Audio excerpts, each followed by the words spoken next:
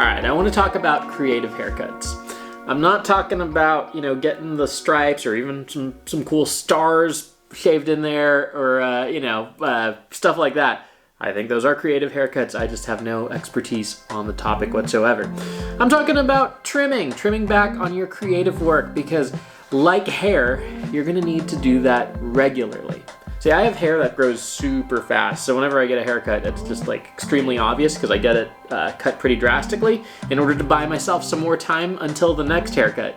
And in order to save money back in the day, I think my ideal length, just share about my hair for a bit, is to get my hair cut about once a month. To save money, I used to push that to maybe every 6 weeks, every 7 weeks. But I found that, once I got past a month, I just wasn't liking the way I was looking with my hair, like, unkempt and stuff. And I realized the payoff came in the form of more confidence, just feeling better about myself as I do my thing. And it was worth the extra money, because in reality, over the course of the year, I wasn't actually saving that much by spacing out my haircuts. Maybe like $20 or $30 over the course of a year. I will gladly pay that for just feeling better, Anyway, enough about my hair. Creativity is like hair, though, in that if you leave it untended, your commitments, your need to put stuff out there, the demands on your output are just gonna grow until they're out of hand. And so every now and then you've got to look at all the things you're doing, all the demands that are placed on your creative work, and just give those a trim. I like to think maybe cut off like 20% of it. And let me talk about a few areas where I'm thinking of that. First of all is just like the overall output of your work. Last year I was, I kind of map out like how I want to release things, and I was going at about like two short form videos a week and a full length video every 3 weeks, right?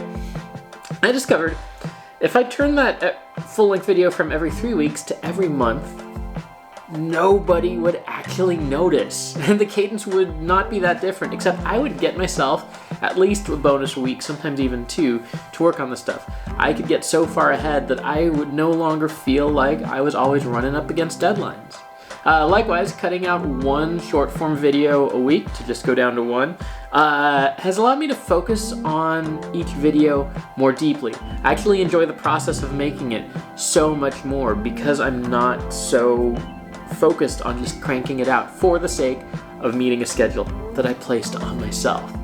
So I don't know what your version of that is like. Maybe it's cutting off, maybe you're a writer and you just have a certain word count you're trying to hit. I actually think that it's good to give yourself targets like that. It forces you to stay disciplined and, sometimes just showing up, even if you're not bringing your A game in itself, elevates your whole game. I've talked about that before. But if your productive schedule is just putting a demand on you that's totally self-imposed and that's not doing it for you, cut out that bottom 20%. All right, another thing I think you should be willing to trim off is about 20% of your audience. And here's why. As you're growing, as you're progressing as an artist or as a voice or whatever, you are going to go in new directions. And when people decide to follow you to join your audience, that represents how they're feeling at a particular moment in time. And they might not always feel like that forever. You might grow in different paths. You might grow alongside each other, and that's awesome. There's certainly artists who I've grown alongside with, and there are some who I've diverged from, who I just said, you were great for one season of my life, but I no longer feel that attachment.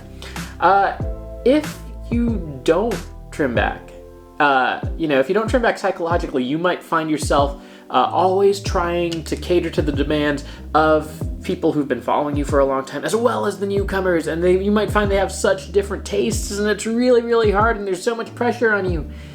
Figure out what's 20% that I'm willing to just let go. I've heard of people who are like online content creators, I know people hate that word, but whatever.